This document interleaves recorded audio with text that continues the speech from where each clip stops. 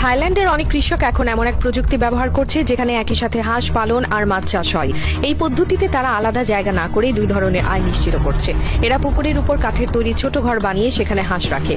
হাঁসগুলো ছোট বয়সে বাজার থেকে কিনে আনা হয় এবং সেগুলো ওই ঘরের মধ্যে ছেড়ে দেওয়া হয়। যেহেতু ঘরটা সরাসরি পুকুরের উপর তৈরি, হাঁসেরা নিচের ঠান্ডা পানির বাতাস পায় যা তাদের শরীরের তাপমাত্রা নিয়ন্ত্রণে সাহায্য করে। হাঁসেরা সেই ঘরে চলাফেরা করে খায়, ঘুমায় এবং একই সাথে নিচে পুকুরেই মলত্যাগ করে। এই মল সরাসরি পানিতে গিয়ে পড়ে এবং পুকুরের মাছরা সে বর্জ্য খেয়ে বড় হতে থাকে।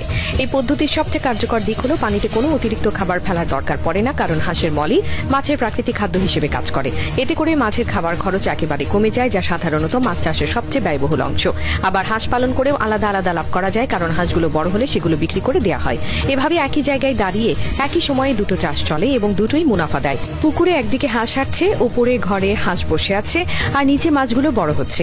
এই পুরো ব্যবস্থাটা এমনভাবে গড়ে তোলা হয় যাতে পুকুরের পানির স্বাভাবিক চলাচল এবং অক্সিজেন মাত্রা ঠিক থাকে। সাধারণত এই পদ্ধতিতে হাঁসের জন্য আলাদা কোনো বড় জায়গা বা খামার করার প্রয়োজন পড়ে না, ফলে জমি বাঁচে, খরচ বাঁচে এবং পরিচর্যার ক্ষেত্রেও সময় কম লাগে।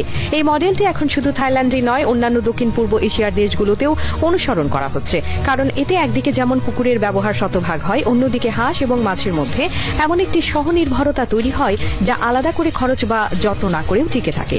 হাঁসের কারণে মাছের খাবার